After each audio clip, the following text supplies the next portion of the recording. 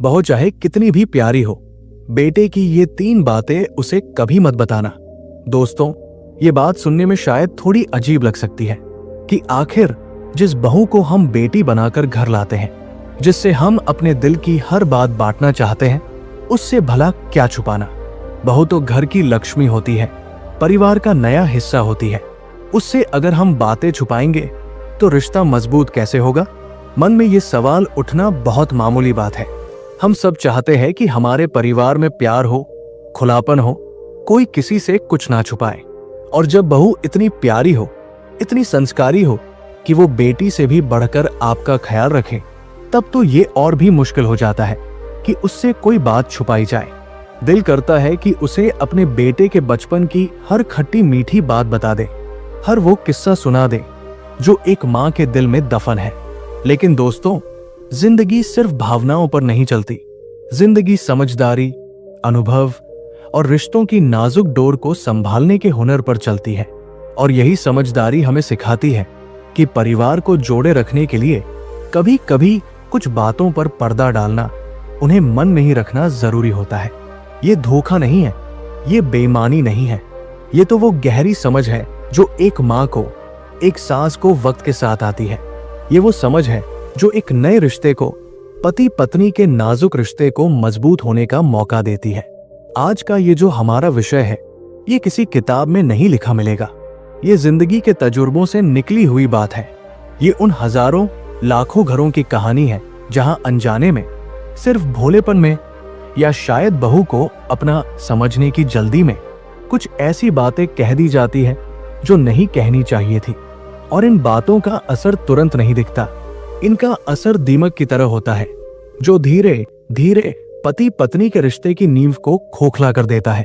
और जब तक हमें अपनी गलती का एहसास होता है, तब तक बहुत देर हो चुकी होती है। सोचिए, एक माँ अपने बेटे को 20-25 साल पालती है। वो उसकी हर अच्छी बुरी आदत को जानती है, वो उसकी कमजोरियां जानती है, उसकी ताकत जानती है। उसने अपने बेटे को गिरते हुए भी देखा है और संभलते हुए भी। एक माँ के लिए उसका बेटा उसकी दुनिया का हीरो भी होता है, और वो बच्चा भी होता है जिसे वो आज भी डांट सकती है, समझा सकती है। लेकिन एक पत्नी के लिए, एक लड़की जो अपना घर परिवार छोड़कर एक नए इंसान के साथ अपनी पूरी जिंदगी बिताने आई है, उसके लिए उसका पति उसका सबसे बड़ा सहारा होता है। वो अपने पति में अपनी सुरक्षा देखती है, अपना मान सम्मान देखती है। वो धीरे धीरे अपने पति की एक छवि अपने मन में बनाती है। अब ऐसे में अगर एक माँ यानी कि सास बहू को बेटे की कुछ ऐसी बातें बता दे जो उसके पति की छवि को उसकी नजरों में कमजोर करती हो, तो क्या होगा? बहू चाहे कितनी भी समझदार क्यों ना हो, उसके मन में एक छोटा सा शक, एक छोटी सी शंका तो पैदा हो ही जाएगी। वो बातें जो शायद बेटे के अतीत का हिस्सा थी, जिनका आज कोई मतलब नहीं है, वो बातें बहू के आज पर हावी होने लगती हैं। ये वो बातें हैं जो एक माँ के लिए बहुत मामूली हो सकती है, क्योंकि उसने अपने बेटे को उन हालातों से निकलकर एक अच्छा इंसान बनते देखा है। लेकिन बहू ने तो वो सब नहीं देखा। बहू के लिए तो वो सिर्फ एक जानकारी है, एक ऐसी जानकारी जो उसके दिल में चुभ सकती है। दोस्तों, ये 3 बातें क्या है, ये मैं आपको आगे इस कहानी में बताऊंगा। लेकिन इतना समझ लीजिए कि ये बातें बेटे के चरित्र, उसकी पिछली जिंदगी या उसकी कमजोरियों से जुड़ी हो सकती है। और इन्हें छुपाने का मतलब ये नहीं है कि हम बहू से झूठ बोल रहे हैं। इसका मतलब ये है कि हम समझदारी दिखा रहे हैं। हम अपने बेटे और बहू के रिश्ते को उनका अपना वक्त दे रहे हैं, ताकि वो एक दूसरे को खुद पहचान सके, खुद समझ सके। एक माँ का काम अपने बेटे की शादी के बाद खत्म नहीं होता, बल्कि बदल जाता है। अब उसका काम सिर्फ बेटे की देखभाल करना नहीं है, बल्कि ये पक्का करना है कि उसका बेटा अपनी पत्नी के साथ एक खुशहाल जिंदगी जी सके। और इसमें सबसे बड़ी भूमिका सास की ही होती है। अगर ये 3 बातें बहू को पता चल जाएं, तो इसका नतीजा क्या हो सकता है? पहला, जैसा मैंने कहा, बहू के मन में पति के लिए शक पैदा हो सकता है। वो शायद अपने पति को उतनी इज्जत ना दे पाए जितना वो पहले देती थी। दूसरा, जब भी पति पत्नी के बीच कोई छोटा मोटा झगड़ा होगा, तो बहू शायद उन्हीं बातों को ताना बनाकर इस्तेमाल करे। वो कह सकती है, मुझे तो माँ जी ने पहले ही बताया था कि तुम ऐसे हो। सोचिए उस वक्त उस बेटे के दिल पर क्या बीतेगी। उसका अपनी माँ पर से भरोसा उठ जाएगा। उसे लगेगा कि उसकी माँ ने ही उसका घर उजाड़ने का काम किया है। तीसरा और सबसे खतरनाक, बहू के मन में अपनी सास के लिए भी खटास आ सकती है। उसे लग सकता है कि उसकी सास जानबूझकर उसे ये सब बता रही है ताकि वो अपने पति को काबू में रख सके या दोनों के बीच दरार डाल सके। तो देखा आपने, एक छोटी सी बात जो शायद बहुत प्यार में या अपनापन दिखाने के लिए कही गई हो, वो कैसे एक हंसते खेलते परिवार में जहर घोल सकती है। इसीलिए कहते हैं कि बहू चाहे कितनी भी प्यारी क्यों ना हो, बेटी जैसी क्यों ना बन जाए, कुछ बातें बेटे की ऐसी होती हैं जो सिर्फ एक माँ के दिल में ही रहनी चाहिए। वो राज, वो बातें माँ के साथ ही खत्म हो जानी चाहिए, क्योंकि उन बातों को बताने से किसी का भला नहीं होता सिवाय नुकसान के। इस बात की गहराई को समझने के लिए मैं आज आपको एक कहानी सुनाता हूँ। ये कहानी है शारदा की, उसके बेटे राघव की और उसकी बहू पल्लवी की। ये कहानी आपको बताएगी कि कैसे कभी कभी ज्यादा अपनापन दिखाना भी रिश्तों के लिए घातक साबित हो जाता है। ये कहानी है रामपुरा नाम के एक छोटे से गांव की। गांव जैसा कि होता है, हरे भरे खेत, आम के बाग, गांव के बीचों बीच एक बड़ा सा पुराना बरगद का पेड़, जहां शाम को सब बैठकर बतियाते थे। इसी गांव में शारदा रहती थी। शारदा की उम्र कोई 50 के आसपास रही होगी। पति को गुजरे हुए कई साल हो गए थे। तब से उसने अकेले ही अपने बेटे राघव को पाल पोस कर बड़ा किया था। राघव ही उसकी दुनिया था, उसकी जिंदगी का एक ही मकसद था। शारदा ने खुद भूखे रहकर राघव को पढ़ाया लिखाया, उसे काबिल बनाया। राघव भी अपनी माँ को बहुत मानता था। माँ के कहे एक बोल पर वो जान दे सकता था। राघव अब 25 साल का हो गया था, खेतों का काम संभालता था और अपनी माँ का पूरा ख्याल रखता था। शारदा को अब बस एक ही चिंता थी, राघव की शादी। वो चाहती थी कि उसके घर में एक बहू आ जाए जो इस सूने आंगन को भर दे, जो राघव की जिंदगी में खुशियां ले आए और उसका भी बुढ़ापे में सहारा बने। जल्द ही उसकी ये मुराद भी पूरी हो गई। पास के ही गांव से पल्लवी का रिश्ता आया। पल्लवी नाम की तरह ही बहुत सुंदर और सुशील लड़की थी। 12वीं तक पढ़ी लिखी थी, घर के काम काज में होशियार और स्वभाव से एकदम शांत। शारदा को पल्लवी पहली ही नजर में भा गई। उसे लगा जैसे भगवान ने उसकी सुन ली है, उसे बेटी दे दी है। धूमधाम से राघव और पल्लवी की शादी हो गई। पल्लवी जब बहू बनकर घर आई तो शारदा की खुशी का ठिकाना ना रहा। घर जैसे सच में खिल उठा था। पल्लवी भी बहुत अच्छी निकली। वो सुबह जल्दी उठकर शारदा के पैर छूती, घर का सारा काम संभाल लेती, शारदा को चाय बनाकर देती, उसके साथ बैठकर बातें करती। शारदा को कभी महसूस ही नहीं हुआ कि पल्लवी उसकी बहू है। उसे हमेशा लगता कि ये तो उसकी अपनी बेटी है जिसे वो इतने सालों से ढूंढ रही थी। शारदा भी पल्लवी को अपनी पलकों पर बिठाकर रखती, उसे कभी किसी चीज की कमी नहीं होने देती। गांव की औरतें जब शारदा को कहती, शारदा किस्मत वाली है तू जो तुझे पल्लवी जैसी बहू मिली, आजकल के जमाने में ऐसी संस्कारी लड़कियां कहाँ मिलती हैं, तो शारदा का सीना गर्व से चौड़ा हो जाता।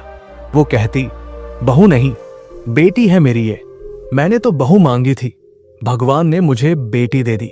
दोनों सास बहू की जोड़ी पूरे गांव में मशहूर हो गई थी। दोनों के बीच इतना प्यार था कि कभी कभी तो राघव भी मजाक में कहता, माँ जब से पल्लवी आई है तुम तो मुझे भूल ही गई हो। इस पर तीनों खूब हंसते। शारदा का दिल पूरी तरह पल्लवी पर आ गया था। उसे पल्लवी में कोई खोट नजर नहीं आता था। पल्लवी इतनी प्यारी थी, इतनी अपनी लगती थी कि शारदा को लगता था कि पल्लवी से कुछ भी छुपाना पाप है। वो पल्लवी को पूरी तरह अपना मान बैठी थी। शारदा के मन में अब पल्लवी के लिए कोई पर्दा नहीं रह गया था। वो उसे अपने मायके की बातें, अपनी जवानी के किस्से सब कुछ बताती। पल्लवी भी बड़े ध्यान से उसकी बातें सुनती। धीरे धीरे शारदा को पल्लवी पर इतना भरोसा हो गया कि वो उसे राघव के बारे में भी वो बातें बताने लगी जो सिर्फ एक माँ ही जानती है। वो इसे गलत नहीं समझती थी। उसे लगता था कि ये बातें पल्लवी को राघव को और बेहतर तरीके से समझने में मदद करेंगी। उसे लगता था कि इससे उन दोनों का रिश्ता और गहरा होगा। एक दिन दोपहर का वक्त था। राघव खेतों पर गया हुआ था। मौसम बड़ा सुहाना था। हल्की हल्की हवा चल रही थी। सास बहू दोनों आंगन में चारपाई बिछाए बैठी बातें कर रही थी। पल्लवी शारदा के सिर में तेल लगा रही थी। बातें करते करते पल्लवी ने बड़े ही भोलेपन से पूछा, माँ जी, आप राघव को तो बचपन से जानती हैं। मैं तो अभी अभी आई हूं। आप मुझे इनके बारे में कुछ ऐसी बातें बताइए ना जो मुझे नहीं पता। पल्लवी का सवाल बहुत मासूम था। वो बस अपने पति के बारे में और जानना चाहती थी, जो हर पत्नी जानना चाहती है। शारदा ये सुनकर मुस्कुरा दी। बहू का ये अपनापन देखकर उसका दिल भर आया। उसे लगा कि पल्लवी सच में राघव को, इस परिवार को कितना अपनाती है। और बस यही वो पल था जब शारदा वो गलती करने जा रही थी जिसकी कोई माफी नहीं थी। वो भूल गई कि बहू चाहे कितनी भी प्यारी हो, वो बेटी नहीं होती। वो भूल गई कि पति पत्नी के रिश्ते की अपनी एक अलग जगह होती है, जिसमें किसी तीसरे की, यहां तक कि मां की भी दखलंदाजी नहीं होनी चाहिए। शारदा के दिल में सालों से दफन राघव के वो राज, वो बातें जो सिर्फ एक मां ही जान सकती थी, वो अब उसकी जबान पर आने को बेताब थी। शारदा को लगा कि ये बातें बताकर वो पल्लवी के और करीब आ जाएगी। वो पल्लवी को ये एहसास दिला देगी कि वो उस पर कितना भरोसा करती है। लेकिन वो ये नहीं जानती थी कि वो प्यार में, अपनेपन में एक ऐसी गलती करने जा रही है जो उसके हंसते खेलते घर की नींव हिलाकर रख देगी। वो उन 3 बातों में से पहली बात बताने ही वाली थी, जो किसी भी सास को अपनी बहू को कभी नहीं बतानी चाहिए। दोस्तों, शारदा की इस सोच में कोई खोट नहीं था। उसका इरादा नेक था। वो बस अपनी बहू को अपनी बेटी का दर्जा देना चाहती थी। लेकिन कभी कभी नेक इरादे भी गलत नतीजों तक ले जाते हैं, अगर उनके पीछे समझदारी ना हो, तजुर्बा ना हो। शारदा ये समझ ही नहीं पाई कि कुछ बातें बेटे के अतीत की होती है और उन बातों का साया बेटे के आज पर पड़ने देना एक मां की सबसे बड़ी नासमझी होती है। पल्लवी के मन में अपने पति की जो इज्जत थी, जो छवि थी, शारदा अनजाने में ही सही उस पर पहला वार करने जा रही थी। अब शारदा पल्लवी को वो पहली बात क्या बताती है और उस बात का पल्लवी और राघव के रिश्ते पर क्या असर पड़ता है? क्या शारदा को अपनी गलती का एहसास होगा? ये सब जानने के लिए आपको कहानी के अगले हिस्से का इंतजार करना होगा। लेकिन एक बात तो तय है दोस्तों, कि रिश्तों की डोर बड़ी नाजुक होती है। इन्हें संभालने के लिए सिर्फ प्यार काफी नहीं होता, समझदारी की भी जरूरत पड़ती है।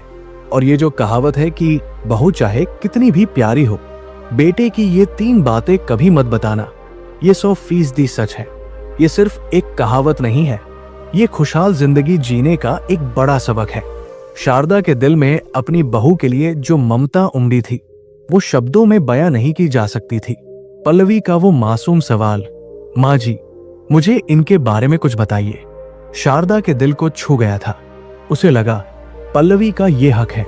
आखिर वो राघव की पत्नी थी, उसकी अर्धांगिनी। अगर वो अपने पति को पूरी तरह नहीं समझेगी तो उनका रिश्ता गहरा कैसे होगा? शारदा ने सोचा, ये तो मेरी बेटी है, इससे क्या पर्दा रखना। मैं इसे राघव की वो बातें बताऊंगी तो ये उसे और प्यार करेगी, उसका और ख्याल रखेगी। उसे पता चलेगा कि उसका पति किन मुश्किलों से गुजरकर इतना मजबूत बना है। यही सोचकर शारदा ने एक गहरी सांस ली। उसके चेहरे पर एक हल्की सी मुस्कान थी, लेकिन उस मुस्कान में कहीं ना कहीं बीते हुए कल का दर्द भी छुपा था। वो पल्लवी के सिर पर तेल की मालिश करते हुए हाथों को रोककर उसके कंधे पर हाथ रखते हुए बोली, पल्लवी बेटी, तू राघव को आज जैसा देखती है ना, इतना समझदार, इतना जिम्मेदार, वो हमेशा से ऐसा नहीं था। पल्लवी ने थोड़ा सा घूमकर अपनी सास की तरफ देखा। उसकी आंखों में हैरानी थी। क्या मतलब माँ जी? शारदा ने बोलना शुरू किया और जैसे जैसे वो बोलती गई वो उस पुराने वक्त में खोती चली गई। ये बात तब की है, शारदा ने कहा, जब तेरे ससुर जी हमें छोड़ कर गए थे। राघव तब मुश्किल से 18 साल का रहा होगा। जवान तो हो गया था, पर दुनियादारी की समझ अभी नहीं आई थी। बाप का साया सिर से उठ जाना क्या होता है, ये तो वही समझ सकता है जिसने ये दुख झेला हो। राघव। राघव पूरी तरह टूट गया था। शारदा की आवाज भर्रा गई। वो पल भर के लिए रुकी, अपनी आंखों के कोरों को पोंछा। पल्लवी ने फौरन उठकर शारदा का हाथ थाम लिया। माँ जी, अगर आपको तकलीफ हो रही है तो रहने दीजिए। नहीं बेटी, शारदा ने अपना गला साफ करते हुए कहा, आज तुझे बताना जरूरी है, तुझे पता होना चाहिए। राघव अपने पिता से बहुत जुड़ा हुआ था। उनके जाने के बाद वो एकदम चुप हो गया। ना किसी से बात करता, ना हंसता बोलता, बस गुमसुम बैठा रहता। मुझे लगता था कि वक्त के साथ सब ठीक हो जाएगा, लेकिन मैं गलत थी। घर की सारी जिम्मेदारी, खेत खलिहान का सारा काम, सब जैसे अचानक उसके कंधों पर आ पड़ा था। मैं उसे संभालने की कोशिश करती, पर वो मेरी सुनता ही नहीं था। उसे लगता था कि वो इस बोझ को नहीं उठा पाएगा। फिर एक दिन जो हुआ, वो सोचकर मेरी रूह आज भी कांप जाती है। शारदा ने पल्लवी का हाथ कसकर पकड़ लिया। उस दिन हमारी छोटी सी बात पर बहस हो गई। मैंने उसे बस इतना कहा था कि बेटा, अब तुझे ही सब संभालना है, हिम्मत रख। बस इतनी सी बात उसे चुभ गई। वो मुझ पर चिल्ला पड़ा, कहने लगा, मुझसे नहीं होता ये सब, मैं नहीं जी सकता ऐसी जिंदगी। मैं सन्न रह गई। मेरा राघव, जिसने कभी मुझसे ऊंची आवाज में बात नहीं की थी, वो ऐसे बोल रहा था। मैं कुछ कह पाती उससे पहले ही वो गुस्से में घर से निकल गया। पल्लवी खामोशी से सुन रही थी। उसका दिल तेजी से धड़कने लगा था। शारदा ने आगे कहा, मैंने सोचा गुस्सा है, शाम तक आ जाएगा, पर वो नहीं आया। रात हो गई, वो नहीं आया। अगला दिन निकल गया, वो नहीं आया। बेटी, मैं तुझे बता नहीं सकती कि वो दिन मैंने कैसे काटे। मैं पागल सी हो गई थी। हर आते जाते से पूछती, क्या तुमने मेरे राघव को देखा? पर किसी को कुछ नहीं पता था। फिर मुझे पता चला कि उसने घर की पेटी से 25,000 रुपए भी लिए थे। उस वक्त 25,000 बहुत बड़ी रकम होती थी। वो रुपए मैंने तेरी ननद की शादी के लिए जोड़ कर रखे थे। ये सुनते ही पल्लवी के हाथ, जो शारदा के कंधे पर थे, एक पल के लिए काम गए। 25,000 रुपए, घर से बिना बताए पैसे लेकर भाग जाना। उसके मन में एक अजीब सी घबराहट होने लगी। शारदा अपनी धुन में बोलती जा रही थी। मैं टूट गई। मुझे लगा कि मैंने अपने पति के साथ साथ अपना बेटा भी खो दिया। वो हमें छोड़कर शहर भाग गया था, बिना बताए, बिना सोचे कि उसकी माँ का क्या होगा, उसकी बहन का क्या होगा। पूरे 1.5 महीने बेटी, पूरे 1.5 महीने वो गायब रहा। मैं हर रोज जीती, हर रोज मरती थी। मुझे लगता था अब वो कभी वापस नहीं आएगा। लेकिन शारदा की आंखों में हल्की सी चमक आई। एक रात दरवाजे पर दस्तक हुई। मैंने दरवाजा खोला तो सामने राघव खड़ा था, पर वो मेरा राघव नहीं था। मैला कुचैला, दाढ़ी बढ़ी हुई, आंखें अंदर धंसी हुई। वो मुझे देखते ही मेरे पैरों में गिर पड़ा और बच्चों की तरह फूट फूट कर रोने लगा। कहने लगा, माँ, मुझे माफ कर दो, मुझसे बहुत बड़ी गलती हो गई। शहर की दुनिया बहुत खराब है। मुझे वहां सबने लूटा, मेरे पैसे छीन लिए। मैंने भूखे रहकर दिन काटे। मुझे अपना घर, अपनी माँ बहुत याद आई।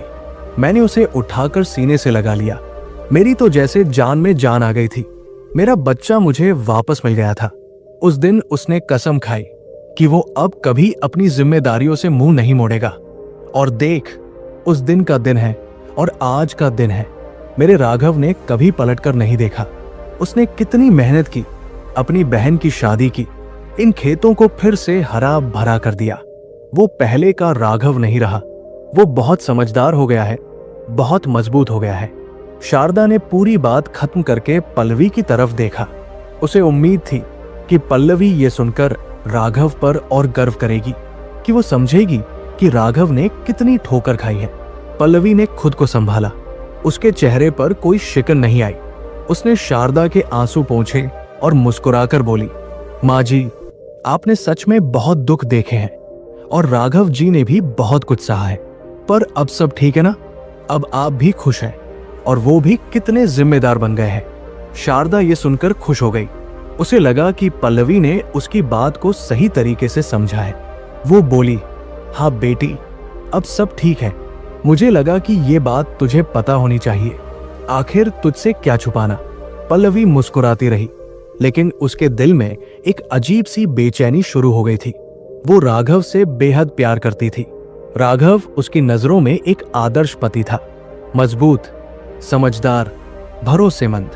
लेकिन आज ये बात जानकर कि राघव कभी इतना कमजोर भी था कि वो अपनी माँ को, अपनी बहन को, अपनी जिम्मेदारियों को छोड़कर पैसे लेकर भाग गया था, ये बात उसे हजम नहीं हो रही थी। वो खुद को समझा रही थी कि ये पुरानी बात है, तब वो बच्चे थे। लेकिन मन का क्या करे? मन के एक कोने में एक छोटा सा शक, एक छोटा सा डर बैठ गया। क्या वो सच में बदल गए हैं, या वो आज भी मुश्किल वक्त आने पर उसने इस ख्याल को फौरन अपने दिमाग से झटक दिया। नहीं नहीं, मैं अपने पति के बारे में ऐसा कैसे सोच सकती हूँ, वो भी माँ जी के कहने पर। माँ जी ने तो बस अपना दिल हल्का किया है, ये तो पुरानी बात है। पल्लवी उठी और शारदा के लिए पानी लाने चली गई। शारदा को लगा कि सब कुछ पहले जैसा ही है। उसे अपनी प्यारी बहू पर, अपनी समझदार बेटी पर और ज्यादा प्यार आने लगा। दिन बीतने लगे, जिंदगी अपनी रफ्तार से चल रही थी। पल्लवी पहले की तरह ही घर संभालती, सास की सेवा करती, राघव का ख्याल रखती। बाहर से देखने पर सब कुछ बिल्कुल वैसा ही था, वही हंसी मजाक, वही प्यार। लेकिन जो बदल गया था वो पल्लवी के अंदर था। वो अब राघव को पहले वाली नजरों से नहीं देख पाती थी।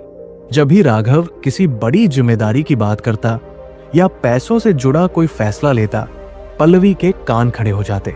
उसके दिल में वही बात घूम जाती, 25,000 रुपए घर से भाग गया था। शारदा इस बदलाव से पूरी तरह अनजान थी। वो तो खुश थी कि उसकी सास बहू की जोड़ी को किसी की नजर नहीं लगी।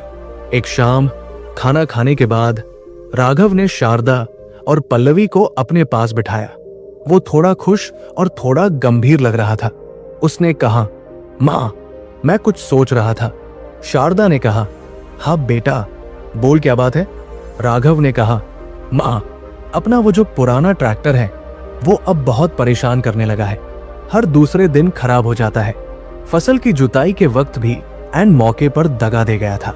मैं सोच रहा था कि इस बार हम एक नया ट्रैक्टर ले लेते हैं। शारदा ये सुनकर खुश हो गई। अरे वाह, ये तो बहुत अच्छी बात है। नया ट्रैक्टर आएगा तो काम भी जल्दी होगा। ले ले बेटा, पैसे है ना तेरे पास? राघव ने पल्लवी की तरफ देखते हुए कहा, माँ, पैसे तो है, पर सारे पैसे ट्रैक्टर में लगा देना ठीक नहीं होगा। मैं सोच रहा था कि हम बैंक से कर्ज ले लेते हैं। आजकल तो सरकार किसानों के लिए कितनी अच्छी योजनाएं लाई है। कम ब्याज पर कर्ज मिल जाएगा।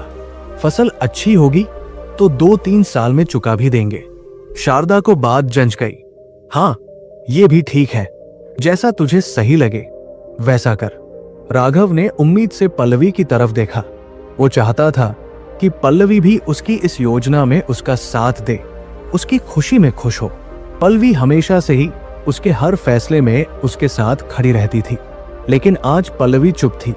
उसके चेहरे पर वो खुशी नहीं थी जो राघव देखना चाहता था। राघव ने पूछा, क्या हुआ पल्लवी, तुम खुश नहीं हो? पल्लवी ने धीरे से नजरें उठाई। उसने खुद को संभालने की बहुत कोशिश की, लेकिन उसके मन का डर उसकी जबान पर आ ही गया। नहीं, ऐसी बात नहीं है, मैं बस सोच रही थी, कर्ज, इतना बड़ा कर्ज लेना ठीक होगा क्या? राघव को थोड़ा अजीब लगा। अजीब क्या है इसमें?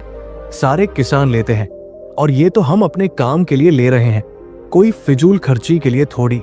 पल्लवी ने कहा, वो तो मैं समझ रही हूं, पर मान लीजिए अगर फसल अच्छी नहीं हुई या कोई और मुश्किल आ गई तो हम इतना बड़ा कर्ज चुकाएंगे कैसे? ये बहुत बड़ा जोखिम है। राघव को पल्लवी की ये बात सुनकर हैरानी हुई। ये वो पल्लवी नहीं थी जो हमेशा उसे आगे बढ़ने के लिए हिम्मत देती थी। वो बोला, पल्लवी, तुम ऐसी बातें क्यों कर रही हो? जोखिम तो हर काम में होता है, पर हम मेहनत करेंगे ना। मुझे खुद पर, अपनी मेहनत पर पूरा भरोसा है। भरोसा तो ठीक है। पल्लवी की आवाज में थोड़ी घबराहट थी। लेकिन जिंदगी का क्या भरोसा? कल को कुछ, मतलब इतने बड़े कर्ज के बोझ के नीचे दबना मुझे ठीक नहीं लग रहा। राघव का दिल बैठ गया। उसने कहा, पल्लवी, तुम मेरा साथ नहीं दोगी? तुम्हें मुझ पर भरोसा नहीं है क्या? भरोसा तो है, पल्लवी ने नजरें झुकाते हुए कहा। पर माँ जी से एक बार और ठीक से बात कर लीजिए। शारदा, जो अब तक चुपचाप दोनों की बातें सुन रही थी, उसे लगा कि पल्लवी घर की लक्ष्मी है और कितनी समझदारी की बात कर रही है। उसे अपनी बहू पर गर्व हुआ। वो राघव को डांटते हुए बोली, अरे क्यों जबरदस्ती कर रहा है उसके साथ? वो ठीक ही तो कह रही है। पल्लवी कितनी समझदार है, वो घर के भले के लिए ही सोच रही है। कर्ज लेना कोई गुड़िया गुड्डे का खेल नहीं है। रुक जा अभी, थोड़ा और सोच विचार ले। मेरी बहू ने कहा है तो सही ही कहा होगा। राघव अपनी माँ और अपनी पत्नी का चेहरा देखता रह गया। आज पहली बार उसे अपने ही घर में अपने ही फैसले पर खुद को अकेला महसूस हुआ। शारदा की बात ने पल्लवी के डर को जैसे सही ठहरा दिया था। पल्लवी को लगा कि वो जो सोच रही है वो गलत नहीं है। राघव खामोशी से उठकर बाहर चला गया। शारदा ने पल्लवी के सिर पर हाथ फेरते हुए कहा, देखा तूने कैसे रोक लिया उसे। मर्द तो ऐसे ही होते हैं, बस जोश में फैसले ले लेते हैं। अच्छा हुआ तूने उसे समझा दिया। तू सच में इस घर की समझदार बहू है। पल्लवी ने अपनी सास की तरफ देखकर एक फीकी सी मुस्कान दी। उसे भी लगा कि उसने सही किया। उसने परिवार को एक बड़े जोखिम से बचा लिया। लेकिन वो दोनों, सास और बहू, ये नहीं समझ पाई कि उन्होंने राघव के आत्मविश्वास पर कितनी बड़ी चोट की है। और राघव ये नहीं समझ पा रहा था कि उसकी पल्लवी, जो उस पर इतना भरोसा करती थी, वो अचानक इतनी बदल कैसे गई। शारदा को तो ये पता ही नहीं था कि पल्लवी के इस डर, इस समझदारी का बीज खुद उसी ने बोया था। उस दिन, उस दोपहर को, जब उसने अपनी प्यारी बहू को अपने बेटे का वो अतीत बताया था जिसे दफन ही रहना चाहिए था। ये वो पहली बात थी, ये वो पहला राज था जिसने पति पत्नी के अटूट भरोसे में एक छोटी सी, ना दिखने वाली दरार डाल दी थी। अभी तो 2 बातें और बाकी थी।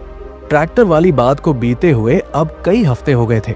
राघव ने वो कर्ज नहीं लिया था। उसने अपनी माँ और पत्नी की समझदारी का मान रख लिया था। लेकिन उस दिन जो उसके दिल पर चोट लगी थी वो भरी नहीं थी। वो पहले की तरह ही सुबह उठता, खेतों पर जाता, रात को घर लौटता, पर उसकी हंसी में वो पहले वाली खनक नहीं रही। वो चुप चुप रहने लगा था। पल्लवी से भी बस काम की बातें ही करता। पल्लवी को ये खामोशी चुभती थी। उसे लगता कि राघव उससे नाराज है, लेकिन वो ये भी मानती थी कि उसने जो किया वो घर की भलाई के लिए ही किया था। शारदा इस बदले हुए माहौल से बेखबर थी, या शायद वो देखना ही नहीं चाहती थी। उसे लगता था कि मर्द का क्या है, थोड़ा बहुत गुस्सा दिखाएगा फिर सब ठीक हो जाएगा। वो तो अपनी बहू की तारीफें करते नहीं थकती थी। देखा पल्लवी, तेरे एक बार कहने से ही राघव रुक गया, वरना वो मेरी कहाँ सुनता है आजकल। तूने घर को एक बड़े नुकसान से बचा लिया। सच में तू इस घर की लक्ष्मी है। शारदा की ये बातें सुनकर पल्लवी को तसल्ली मिलती थी। उसे लगता था कि उसने सही किया। लेकिन रात को जब राघव बिना कुछ कहे खामोशी से सो जाता तो पल्लवी के दिल में एक हुक सी उठती। क्या मैंने सच में सही किया, या मैंने इनका दिल दुखा दिया? वो खुद से सवाल करती, पर फिर माँ जी की बातें याद करके अपने मन को समझा लेती। उसे वो बात जो शारदा ने बताई थी, राघव के भाग जाने वाली बात, वो अब भी रह रहकर उसके दिमाग में कौंध जाती थी। वो राघव की तरफ देखती और सोचती, क्या ये वही इंसान है जो इतना कमजोर था? जिंदगी की गाड़ी धीरे धीरे पटरी पर लौट रही थी। कम से कम शारदा को तो ऐसा ही लगता था। राघव का पुराना ट्रैक्टर अभी भी जैसे तैसे काम चला रहा था। बारिश का मौसम शुरू होने वाला था। खेतों में काम बढ़ गया था। राघव सुबह जल्दी जाता और देर रात तक थका हारा घर लौटता। उसकी थकान और उसकी खामोशी दोनों बढ़ते जा रहे थे। एक रात पल्लवी ने राघव का पसंदीदा खाना बनाया। वो चाहती थी कि आज राघव से जी भरकर बातें करे, उसके मन की खामोशी को तोड़े। वो बड़ी बेसब्री से उसका इंतजार कर रही थी। रात के 10 बज गए, तब जाकर राघव घर लौटा। वो पसीने में तरबतर और मिट्टी से सना हुआ था। आते ही उसने हाथ मुंह धोए और बिना कुछ बोले चौकी पर खाना खाने बैठ गया। पल्लवी ने बड़े प्यार से थाली परोसी। आज मैंने आपकी पसंद की सब्जी बनाई है। राघव ने बिना नजर उठाए एक निवाला तोड़ा। वो किसी गहरी सोच में डूबा हुआ था। शायद ट्रैक्टर फिर बिगड़ गया था या मजदूरों ने कोई परेशानी खड़ी कर दी थी। पल्लवी ने थोड़ी देर इंतजार किया, फिर बोली, क्या हुआ जी, खाना अच्छा नहीं बना क्या? आप कुछ बोल क्यों नहीं रहे? राघव ने झल्लाकर सिर उठाया। वो पहले से ही परेशान था और पल्लवी के सवालों ने जैसे आग में घी डाल दिया। खाना ही तो खा रहा हूं पल्लवी, अब क्या खाते खाते ढोल बजाऊं? चुपचाप खाने दो मुझे। पल्लवी का दिल बैठ गया। राघव ने उससे कभी इस लहजे में बात नहीं की थी। उसकी आंखों में आंसू आ गए। वो बोली, बस पूछ ही तो रही थी, इतने गुस्से में क्यों है? क्या मैं ये भी नहीं पूछ सकती कि आप परेशान क्यों हैं? या अभी तक उस ट्रैक्टर वाली बात को लेकर मुझसे नाराज है? बस ये सुनना था कि राघव का दबा हुआ गुस्सा फूट पड़ा। ट्रैक्टर? तुम्हें सिर्फ ट्रैक्टर की पड़ी है। तुम्हें अंदाजा भी है कि मैं खेतों में कितनी मेहनत कर रहा हूं। वो खटारा ट्रैक्टर दिन में 4 बार बंद होता है। अगर उस दिन कर्ज ले लिया होता तो आज ये नौबत नहीं आती। पर नहीं, तुम्हें तो अपनी समझदारी दिखानी थी। माँ जी के कान भरने थे। पल्लवी सन्न रह गई। मैंने कान भरे? मैं तो बस घर की भलाई का सोच रही थी। आपको तो याद है ना, माँ जी ने ही बताया था कि आप। वो कहते कहते रुक गई। वो उस बात का जिक्र नहीं करना चाहती थी, लेकिन राघव समझ गया। उसका चेहरा गुस्से से लाल हो गया। वो खड़ा हो गया। क्या? माँ जी ने क्या बताया? यही ना कि मैं पहले घर छोड़कर भाग गया था? यही ना कि मैं एक नाकारा, गैर जिम्मेदार इंसान था? पल्लवी ने डरकर नजरें झुका ली। राघव की आवाज में दर्द और गुस्सा मिला हुआ था। तो तुम अब मुझे उस तराजू में तौलती हो? तुम्हें लगता है कि मैं आज भी वही 18 साल का लड़का हूं? तुम्हें लगता है कि मैं आज भी भाग जाऊंगा? वाह पल्लवी, मान गया तुम्हें। और मेरी माँ ने ही मेरी पीठ में छुरा घोंपा। नहीं जी, ऐसा मत कहिए। पल्लवी रोने लगी। माँ जी तो बस। राघव चीखा, मुझे कुछ नहीं सुनना।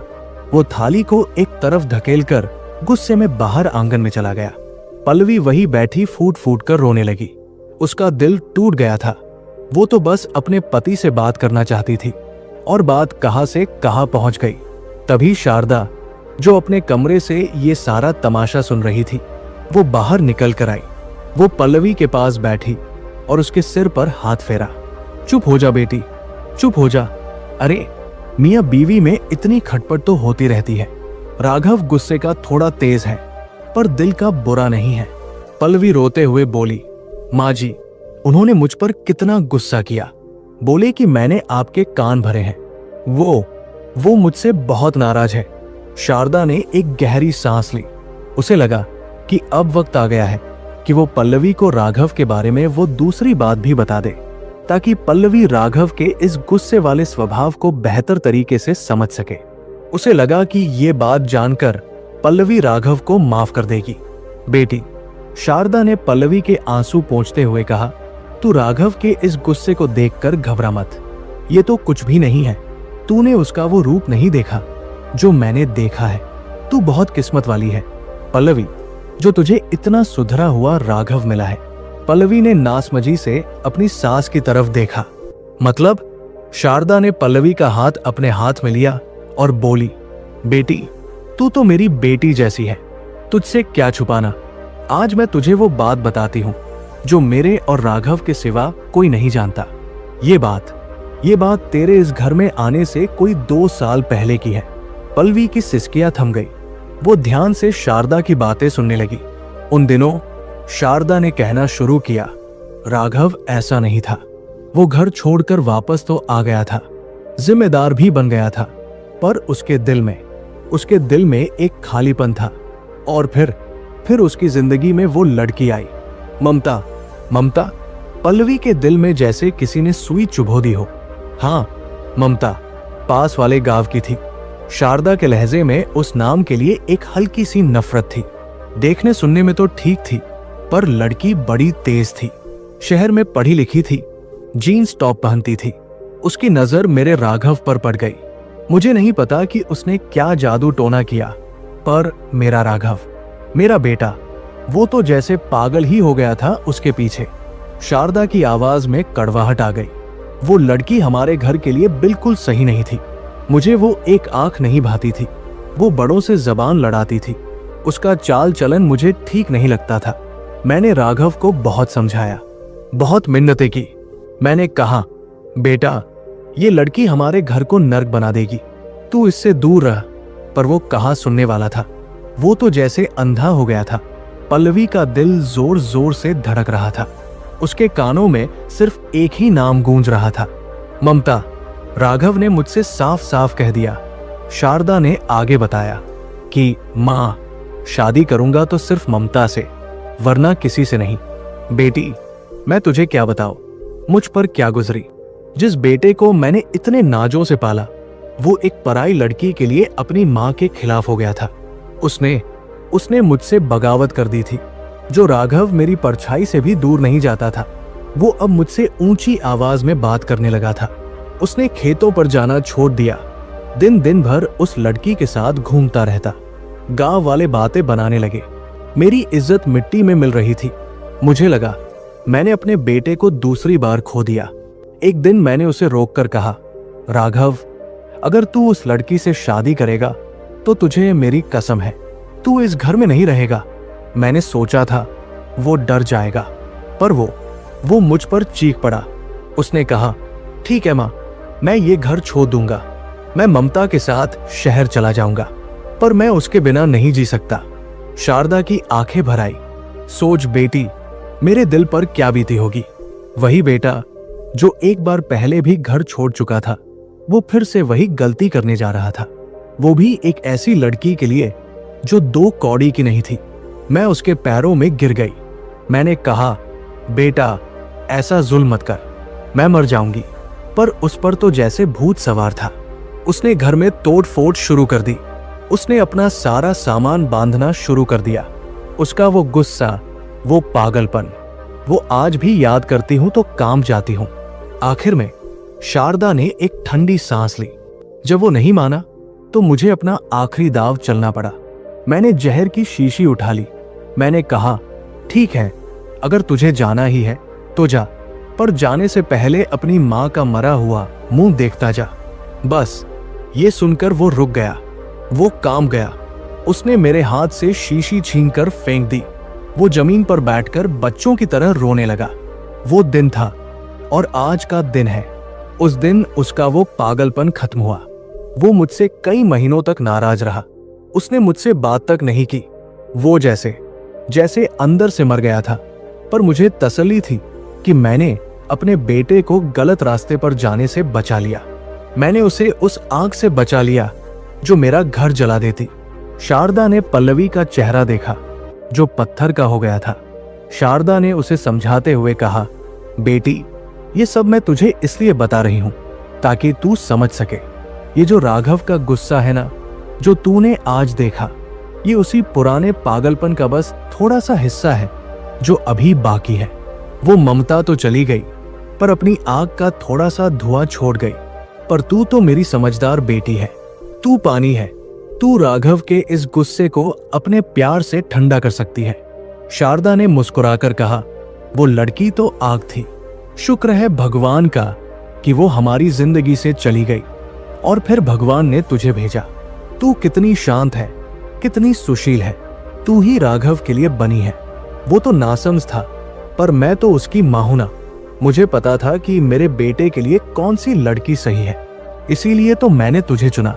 और देख, राघव ने मेरी बात मान ली ना, उसने तुझसे शादी के लिए फौरन हाँ कर दी। शारदा ये सब कहकर बहुत हल्का महसूस कर रही थी। उसे लगा कि उसने पल्लवी को राघव की एक और कमजोरी बताकर दोनों के रिश्ते को और मजबूत कर दिया है। उसे लगा कि अब पल्लवी राघव के गुस्से का बुरा नहीं मानेगी, क्योंकि वो सच जान गई है। वो पल्लवी के सिर पर हाथ फेरकर बोली, चल अब रोना बंद कर, जा राघव को बुला कर ला। मैं तुम दोनों को अपने हाथ से दूध पिलाती हूं, सब ठीक हो जाएगा। शारदा उठकर चली गई, लेकिन पल्लवी वही बैठी रही। वो रो नहीं रही थी, उसके आंसू सूख गए थे, उसका दिमाग सुन्न हो गया था। शारदा ने क्या कहा? राघव ने शादी के लिए फौरन हाँ कर दी। माँ ने मुझे चुना, वो तो आग थी, तू पानी है। पल्लवी के कानों में शारदा के शब्द हथौड़ों की तरह बज रहे थे। पहली बात, राघव का भाग जाना ने पल्लवी के मन में राघव की क्षमता पर शक पैदा किया था। लेकिन ये दूसरी बात तो कहीं ज्यादा जहरीली थी। इसने पल्लवी के मन में राघव के प्यार पर ही सवाल खड़ा कर दिया था। क्या राघव मुझसे प्यार भी करते हैं? पल्लवी ने खुद से पूछा। या उन्होंने मुझसे सिर्फ इसलिए शादी की क्योंकि माँ जी ने उन्हें मजबूर किया, क्योंकि वो ममता को भूलना चाहते थे? क्या मैं सिर्फ एक समझौता हूं, एक सेफ ऑप्शन?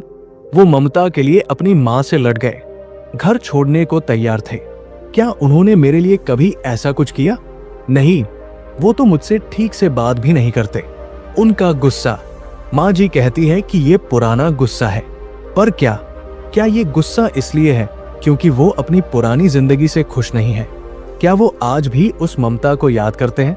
क्या वो मेरी तुलना उस ममता से करते हैं? हजारों सवाल जहरीले बिच्छुओं की तरह पल्लवी के दिमाग में रेंगने लगे थे। शारदा ने तो प्यार में, अपनापन जताने में अपनी बहू को अपने बेटे का एक और राज बता दिया था। लेकिन वो ये नहीं जानती थी कि इस राज ने भरोसे की उस दीवार को नहीं, बल्कि शादी की उस नींव को ही हिलाकर रख दिया था जिसे प्यार कहते हैं। राघव आंगन में टहल रहा था। उसका गुस्सा अब ठंडा हो गया था। उसे अपनी गलती का एहसास हो रहा था।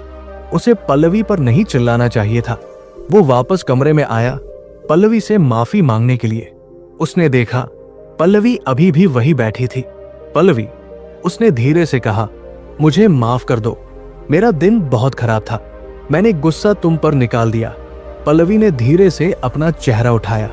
उसकी आंखें सूखी थी, पर उनमें वो प्यार नहीं था जो राघव हमेशा देखता था। उसकी नजरों में एक अजीब सी दूरी थी। उसने बस इतना कहा, कोई बात नहीं, आप जाकर सो जाइए, मुझे अभी थोड़ा काम है। राग, वो वही खड़ा रह गया। ये वो पल्लवी नहीं थी जिसे वो जानता था। ये कोई और थी, एक अजनबी।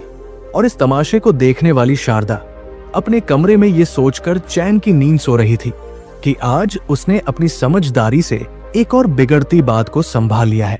वो इस बात से अनजान थी कि उसने आज अपने ही घर में अपने ही हाथों से एक ऐसी आग लगा दी है जिसे बुझाना अब किसी के बस में नहीं था। अभी तो एक बात, एक आखिरी राज बताना बाकी था। राघव की माफी उस खामोशी की दीवार को नहीं तोड़ पाई जो पल्लवी ने अपने चारों ओर खड़ी कर ली थी। वो रात जैसे तैसे गुजरी। अगली सुबह जब पल्लवी उठी तो वो वैसी पल्लवी नहीं थी जो शारदा के घर बहू बनकर आई थी। वो एक जिंदा दिल, हंसती बोलती लड़की से एक खामोश पत्थर की मूरत बन गई थी। वो उठती, घर का सारा काम करती, शारदा के पैर छूती, राघव को खाना देती, सब कुछ बिल्कुल एक मशीन की तरह।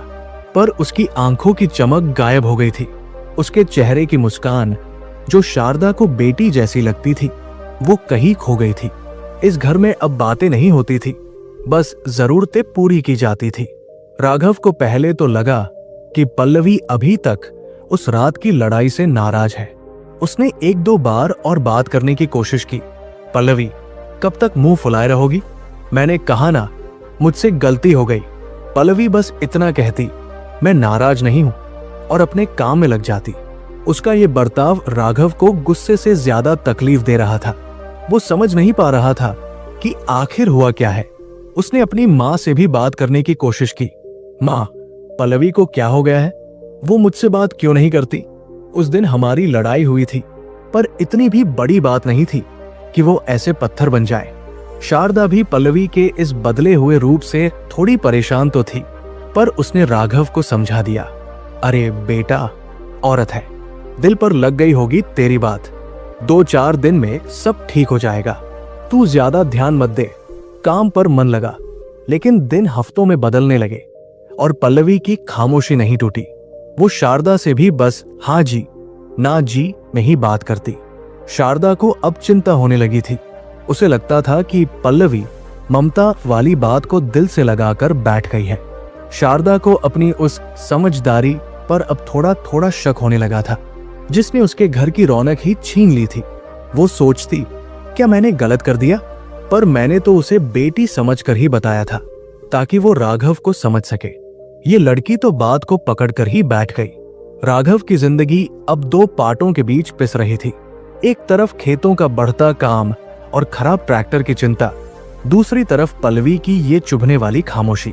घर जो उसे पहले सुकून देता था, अब उसे काटने को दौड़ता था। वो ज्यादा से ज्यादा वक्त बाहर खेतों पर ही बिताने लगा। पल्लवी के दिल में तो जैसे एक तूफान मचा हुआ था। वो जब भी राघव को देखती, उसके दिमाग में बस एक ही ख्याल आता, ये वो इंसान है जिसने किसी और के लिए अपनी मां को, अपने घर को छोड़ने की कोशिश की।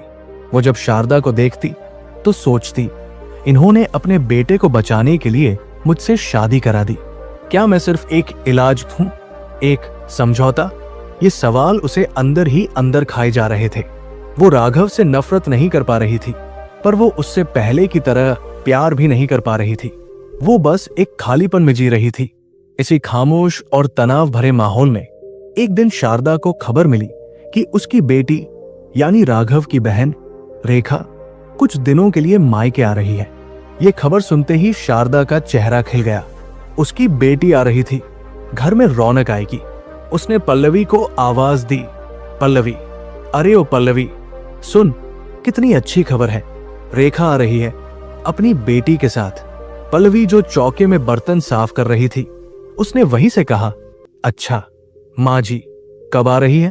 उसकी आवाज में कोई खुशी, कोई उत्साह नहीं था। शारदा की खुशी इस फीके जवाब से थोड़ी कम हो गई। वो पल्लवी के पास आई और बोली, अगले हफ्ते आएगी। पल्लवी बेटी, घर में मेहमान आ रहे हैं।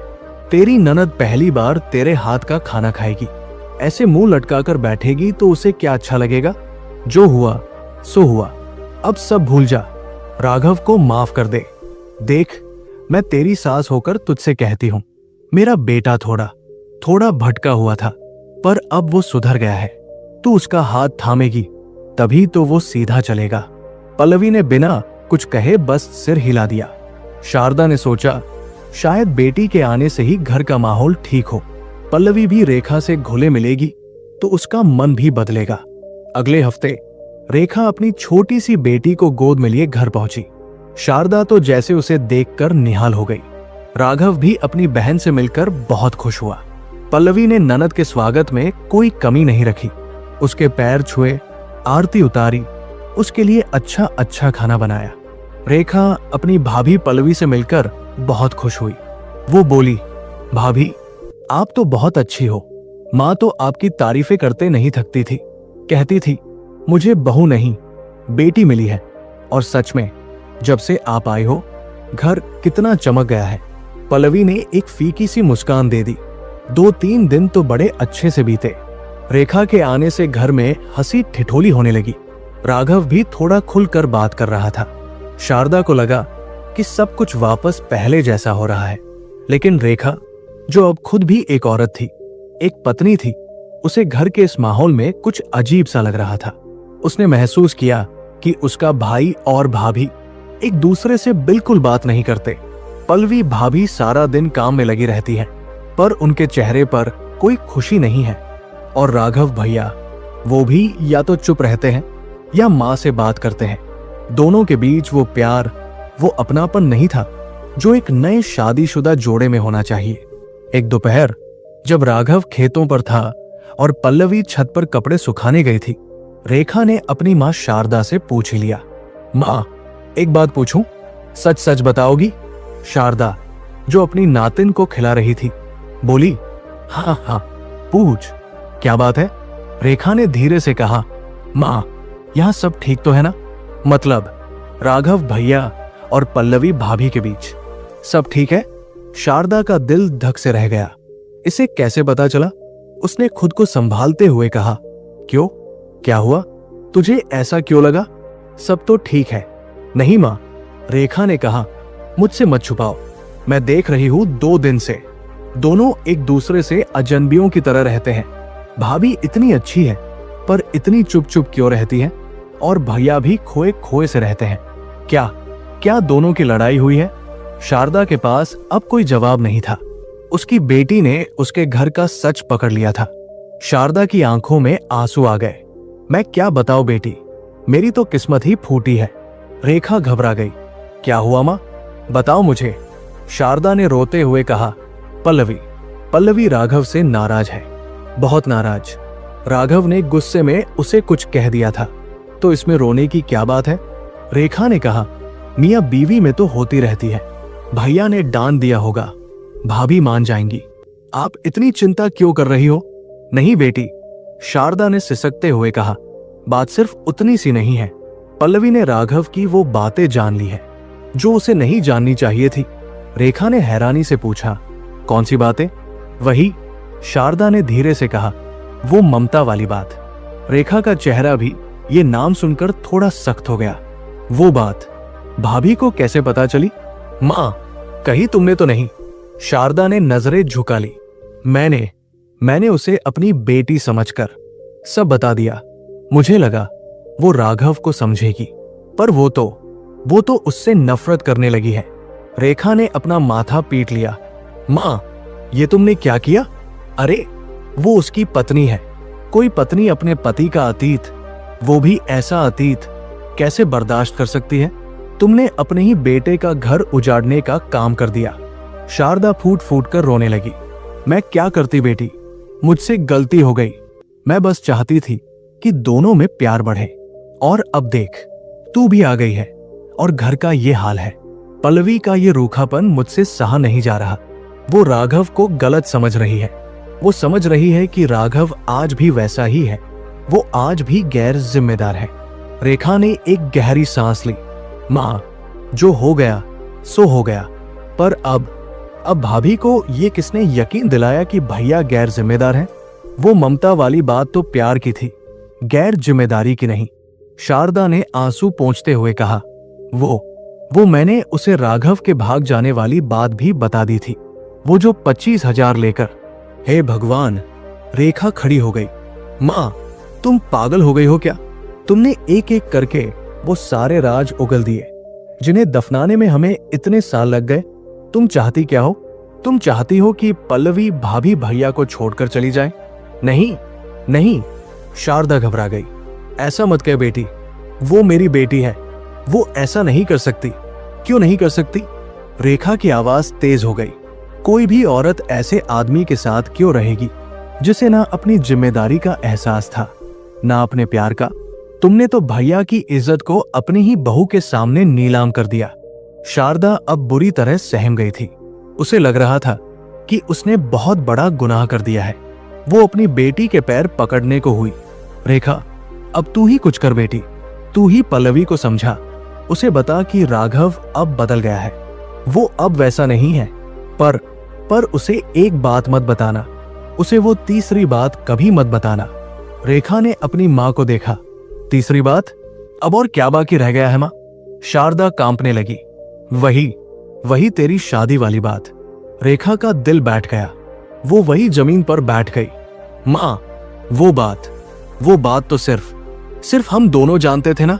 हाँ बेटी, शारदा ने रोते हुए कहा, पर मुझे डर लग रहा है। पल्लवी राघव को इतना बुरा समझ बैठी है। वो उसे एक धोखेबाज, एक भगोड़ा समझ रही है। वो उसे एक कमजोर इंसान समझ रही है। पर वो ये नहीं जानती कि राघव ने कितना बड़ा पाप किया था। शारदा अपनी धुन में बोलती जा रही थी। वो अपनी बेटी के सामने अपना सारा दर्द बयां कर देना चाहती थी। वो भूल गई थी कि पास के कमरे में पल्लवी कपड़े तह करके रख रही थी, और ये सारी बातें, एक एक शब्द उसके कानों तक पहुंच रहा था। पल्लवी वही दीवार से टिककर खड़ी हो गई। उसके हाथ पैर ठंडे पड़ गए थे। तीसरी बात? पाप, मेरी शादी वाली बात। शारदा की आवाज आ रही थी। रेखा, तू तो जानती है ना, जब तेरा ब्याह तय हुआ था, तेरे बाबूजी के जोड़े हुए और मेरी मां के दिए हुए सब मिलाकर 2 लाख रुपए मैंने राघव को दिए थे कि बेटा बैंक में जमा करा दे, तू ही घर का मर्द है। रेखा खामोश थी। शारदा ने आगे कहा, और उस ममता के चक्कर में वो सारे पैसे डुबाया, एक एक पाई। मुझे उसने बताया भी नहीं। मुझे तो तब पता चला जब शादी में बस 1 महीना बचा था और मैंने उससे पैसे मांगे। वो मेरे पैरों में गिरकर रोने लगा, कहने लगा, मां, मुझसे पाप हो गया, मैं बर्बाद हो गया। पल्लवी के कानों में जैसे किसी ने पिघला हुआ सीसा डाल दिया हो। 2 लाख रुपए? मैं क्या करती बेटी? शारदा की सिसकियां तेज हो गई। घर में एक पैसा नहीं था। तेरी शादी टूट जाती, हमारी इज्जत मिट्टी में मिल जाती। राघव तो फिर से घर छोड़कर भागने की बातें करने लगा था। वो कह रहा था कि वो मुंह दिखाने के लायक नहीं बचा, वो जाकर मर जाएगा। तब मैंने अपने सारे गहने जो मेरी मां ने मुझे दिए थे, मेरा वो 7 तोल का हार, मेरे कंगन, सब चुपचाप जाकर लाला के पास गिरवी रख दिए। उन पैसों से तेरी शादी हुई। रेखा रोने लगी। मां, हाँ बेटी, मैंने ये बात आज तक किसी को नहीं बताई। तेरे भाई की इज्जत बचाने के लिए, इस घर की इज्जत बचाने के लिए मैं चुप रही। मैंने राघव से भी कसम ली कि वो ये बात कभी किसी को नहीं बताएगा। पर आज मैं तुझसे कह रही हूं, मेरा बेटा वो दिल का बुरा नहीं है। वो बस उस लड़की के चक्कर में अंधा हो गया था। उसने पाप किया, पर उसने प्रायश्चित भी किया है। वो उस दिन के बाद से कितना बदल गया है। शारदा अपनी बेटी को तसल्ली दे रही थी। पल्लवी उसे समझ नहीं रही है। शारदा ने कहा, वो उसे कमजोर और भगोड़ा समझती है, पर वो ये नहीं जानती कि राघव कितना बड़ा पापी था और उस पाप के बोझ से निकलकर वो आज इतना मेहनती बना है। वो ये नहीं जानती कि मैंने अपना सब कुछ बेचकर उसे बचाया है। कमरे में पल्लवी कांप रही थी। तो ये था पूरा सच। पहली बात, राघव एक कमजोर इंसान था जो जिम्मेदारी से भाग गया। दूसरी बात, राघव एक धोखेबाज पति था जिसने किसी और से प्यार किया और पल्लवी से समझौता किया। तीसरी बात, राघव एक चोर था, एक पापी था जिसने अपनी ही बहन के शादी के पैसे, अपनी मां के गहने, सब कुछ एक लड़की पर लुटा दिया। और शारदा वो मां थी जिसने अपने बेटे के हर गुनाह पर, हर पाप पर पर्दा डाला और अंत में उसे सुधारने के लिए, उसे संभालने के लिए वो पल्लवी को चुनकर ले आई। पल्लवी को लगा जैसे वो किसी दलदल में खड़ी है। उसका पति एक अपराधी था और उसकी सास, उसकी मां जी, वो उस अपराधी की रक्षक थी। पल्लवी को अब नफरत नहीं हो रही थी, उसे घिन आ रही थी अपने पति से, अपनी सास से और सबसे ज्यादा अपनी किस्मत से। शारदा ने रेखा को चुप कराते हुए कहा, बस बेटी, अब रो मत। पल्लवी को ये सब मत बताना, वरना वो सच में मेरे बेटे को छोड़कर चली जाएगी। ये तीसरा पाप, ये बहुत बड़ा है, ये वो सहन नहीं कर पाएगी। पल्लवी धीरे से, बिना कोई आवाज किए कमरे से बाहर निकली और छत पर चली गई। उसे अब कुछ महसूस नहीं हो रहा था, ना गुस्सा, ना दर्द, ना दुख। वो पूरी तरह सुन्न हो गई थी। छत पर खड़ी पल्लवी को नीचे आंगन से आ रही अपनी ननद रेखा की दबी दबी सिसकियों की आवाज आ रही थी। उसे अपनी सास शारदा की घबराई हुई चुप हो जा बेटी, चुप हो जा की आवाज भी सुनाई दे रही थी। पर पल्लवी के कानों में जैसे कुछ पड़ ही नहीं रहा था। वो आसमान को देख रही थी पर उसे कुछ दिख नहीं रहा था। सूरज डूबने को था, उसकी हल्की पीली रोशनी पल्लवी के बेजान चेहरे पर पड़ रही थी, पर उसे ना गर्मी महसूस हो रही थी, ना शाम की ठंडक। वो सुन्न थी, पूरी तरह सुन्न। पाप, ये एक शब्द उसके दिमाग में हथौड़े की तरह बज रहा था। कितना बड़ा पापी था। 2 लाख रुपए, अपनी बहन की शादी के गहने गिरवी, एक एक करके शारदा की बताई तीनों बातें पल्लवी के दिमाग में किसी कहानी की तरह नहीं, बल्कि एक घिनौने सच की तरह घूमने लगी। पहली बात, उसका पति राघव एक कमजोर इंसान था जो जिम्मेदारी के बोझ से डरकर घर से पैसे लेकर भाग गया था। उस बात ने पल्लवी के मन में राघव की हिम्मत और भरोसे पर शक पैदा किया था।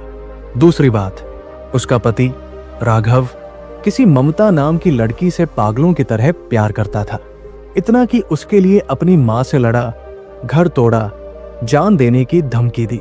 इस बात ने पल्लवी के मन में राघव के प्यार पर सवाल खड़ा कर दिया था।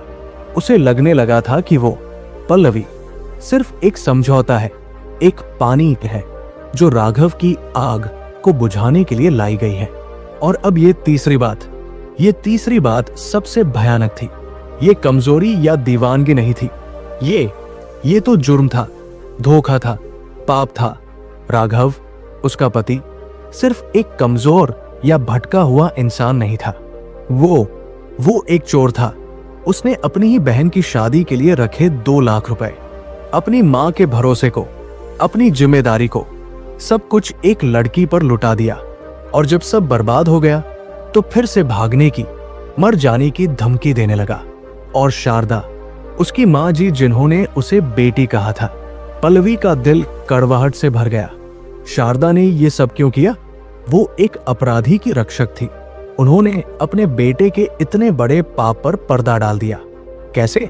अपनी मां के दिए हुए गहने, अपना स्त्रीधन, सब कुछ गिरवी रखकर। क्यों?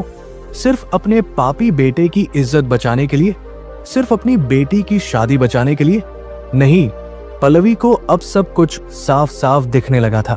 शारदा ने ये सब सिर्फ अपने बेटे या बेटी के लिए नहीं किया था।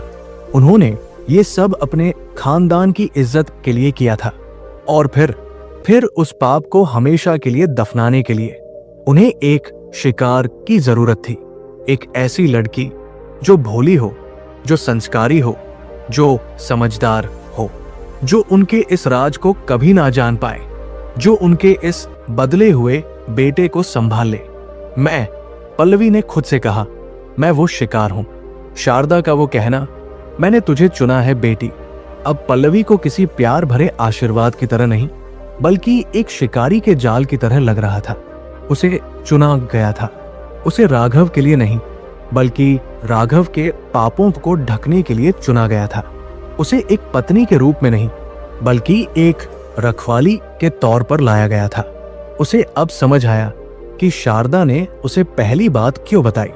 वो उसे राघव की कमजोरी बता रही थी ताकि पल्लवी उसे मजबूत बना सके।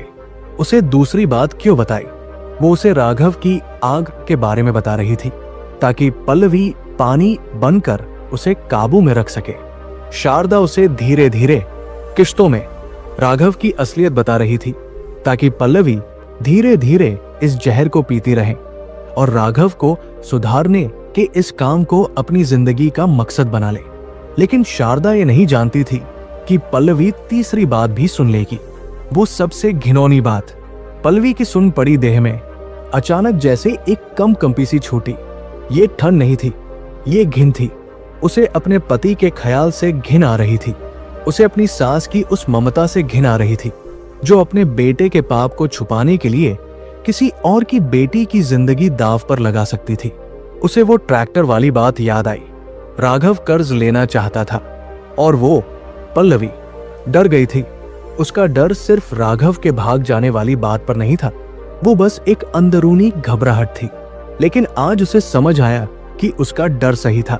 जिस आदमी ने 2 लाख रुपए जुए की तरह उड़ा दिए हों, उस पर कर्ज के मामले में भरोसा कैसे किया जा सकता था? उसे वो रात याद आई जब राघव उस पर चीखा था, तुम्हें क्या पता, तुम्हें सिर्फ ट्रैक्टर की पड़ी है।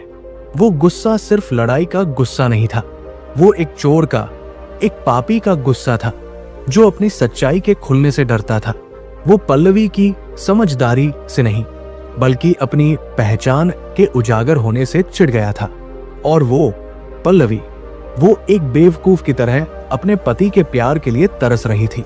वो सोच रही थी कि राघव उस ममता को भूल नहीं पाया है, पर सच तो ये था कि राघव प्यार करने के लायक ही नहीं था। वो तो एक झूठा, धोखेबाज इंसान था जो अपनी मां के पल्लू में छुप कर जी रहा था। छत पर खड़ी पल्लवी ने एक लंबी ठंडी सांस ली। सूरज डूब चुका था, अंधेरा घिरने लगा था और इस अंधेरे के साथ ही पल्लवी के दिल में भी हर तरह की भावना, हर तरह का प्यार, हर तरह का मोह, सब कुछ मर गया था। अब वहां ना गुस्सा था, ना दर्द, ना आंसू। वहां बस एक फैसला था, एक ठंडा अटल फैसला। वो इस झूठ के घर में, इस पाप की छाया में एक पल और सांस नहीं लेगी। वो धीरे धीरे सीढ़ियों से नीचे उतरी। उसकी चाल में ना कोई जल्दी थी, ना कोई घबराहट। वो इतनी शांत थी जितनी शायद पहले कभी नहीं थी। आंगन में शारदा और रेखा अभी भी बैठी थी। दोनों की आंखें रो रो कर सूज गई थी। पल्लवी को अपनी तरफ आते देखकर दोनों एक झटके से खड़ी हो गई। शारदा का चेहरा डर से सफेद पड़ गया। पल्लवी, बेटी तू छत पर थी, तूने कुछ सुना तो नहीं? शारदा की आवाज कांप रही थी।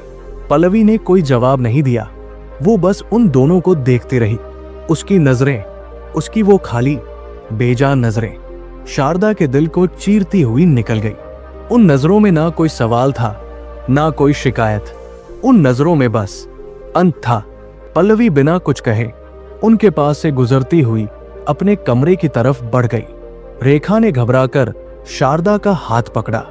मां, भाभी ने सब सुन लिया। नहीं नहीं, शारदा चीखने को हुई। वो भागकर पल्लवी के पीछे गई। रेखा भी उसके पीछे भागी। पल्लवी ने कमरे में जाकर अपनी शादी की पुरानी संदूक खोली। बेटी पल्लवी, मेरी बात सुन, शारदा ने रोते हुए कहा। तू गलत समझ रही है। वो पुरानी बात थी। राघव अब वैसा नहीं है, वो बदल गया है। पल्लवी ने संदूक से अपनी साड़ियां निकालनी शुरू की। वो उन्हें तय नहीं कर रही थी, बस निकालकर एक ढेर बना रही थी। रेखा ने पल्लवी का हाथ पकड़ लिया। भाभी, भगवान के लिए ऐसा मत करिए। भैया आपसे बहुत प्यार करते हैं, वो आपके बिना मर जाएंगे। वो जो भी था उनका अतीत था। पल्लवी ने अपना हाथ झटक दिया। वो मुड़ी और उसने पहली बार अपनी ननद को देखा। उसकी आवाज इतनी ठंडी थी कि रेखा कांप गई। अतीत, जिस अतीत की कीमत आपकी मां ने अपने गहनों से चुकाई और मैं अपनी पूरी जिंदगी से चुकाने वाली थी, वो अतीत नहीं होता ननद जी, वो एक जिंदा पाप होता है। रेखा के पास कोई जवाब नहीं था। और प्यार? पल्लवी ने शारदा की तरफ देखकर कहा। एक कड़वी हंसी उसके होठों पर आई। प्यार, वो तो मुझे मिला ही नहीं माँ जी, मुझे तो कीमत मिली है, आपके बेटे के पापों को छुपाने की कीमत। नहीं बेटी, शारदा अब पल्लवी के पैरों में गिरने को हो गई। ऐसा मत कह, तू इस घर की इज्जत है। तू चली जाएगी तो हम बर्बाद हो जाएंगे। लोग क्या कहेंगे? राघव की जिंदगी तबाह हो जाएगी। मैंने तुझे बेटी माना था। पल्लवी सीधी खड़ी हो गई। उसकी रीढ़ की हड्डी तन गई थी। इज्जत? उसने कहा।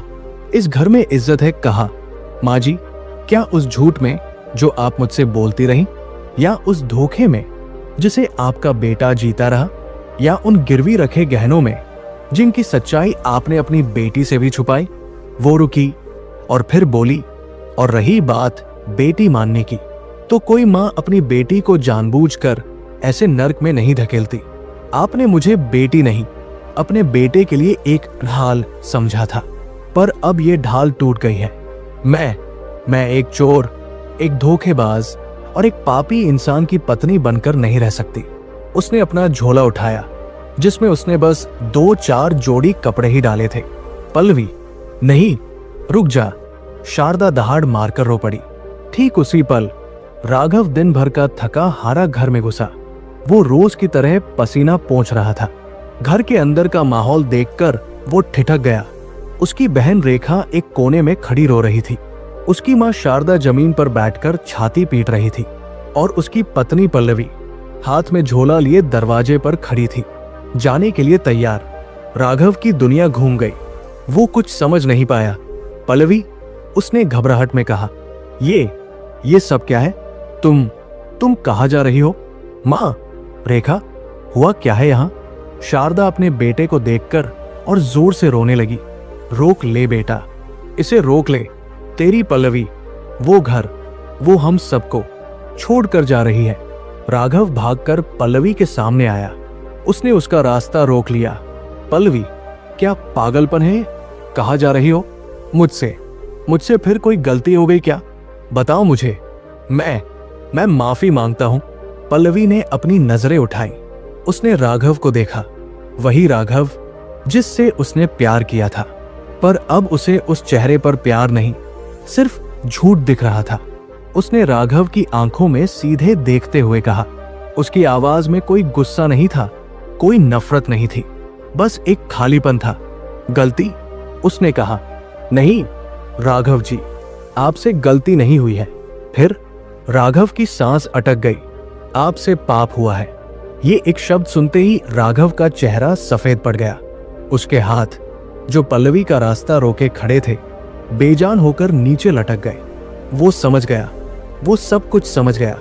उसने एक नजर अपनी रोती हुई मां को देखा और फिर वापस पल्लवी के पत्थर बने चेहरे को। पल्लवी ने उसे कोई और सफाई देने का मौका नहीं दिया। वो उसके बेजान हो चुके शरीर के बगल से निकली, आंगन पार किया और घर की दहलीज से बाहर कदम रख दिया। पीछे सिर्फ 3 लोग रह गए थे। एक बेटा जो अपने पापों के बोझ तले खड़ा था, एक बहन जो अपने भाई के पाप की गवाह थी, और एक मां जिसने अपनी समझदारी से, अपनी ममता से अपने ही बेटे का घर हमेशा के लिए उजाड़ दिया था। पल्लवी के कदमों की आहट आंगन के बाहर गांव की कच्ची सड़क पर खो गई। वो चली गई। घर में बस एक सन्नाटा पसर गया, इतना गहरा, इतना भारी कि शारदा की सिसकियां भी उसमें डूबकर खामोश हो गई। राघव मूर्ति की तरह दरवाजे पर खड़ा रहा। उसका दिमाग सुन्न था। आपसे पाप हुआ है। पल्लवी के ये आखिरी शब्द उसके कानों में बार बार गूंज रहे थे।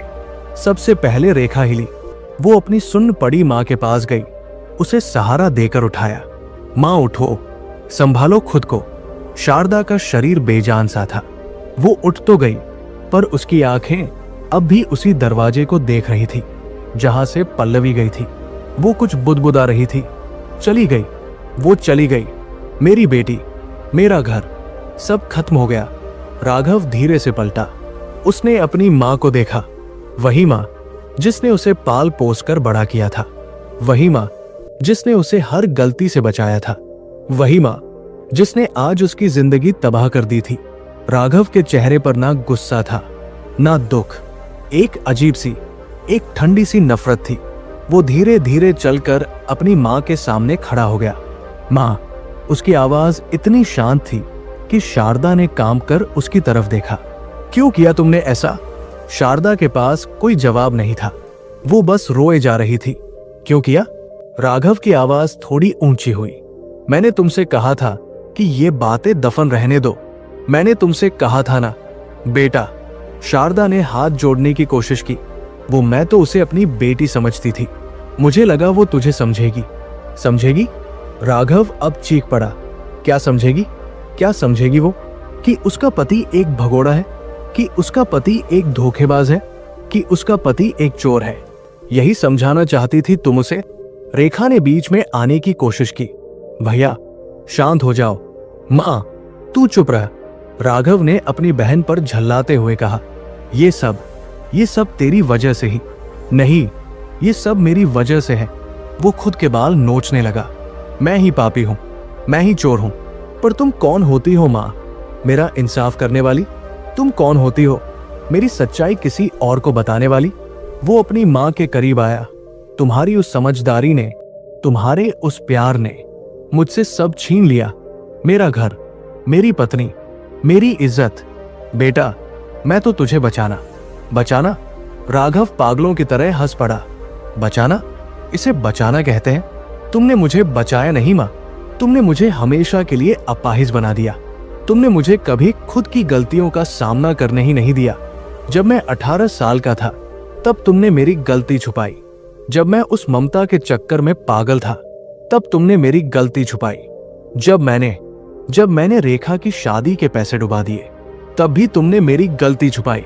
तुमने अपने गहने गिरवी रख दिए, पर मुझे कभी सच का सामना नहीं करने दिया। राघव जमीन पर घुटनों के बल बैठ गया। वो अपनी मां के पैरों को नहीं, बस जमीन को देख रहा था।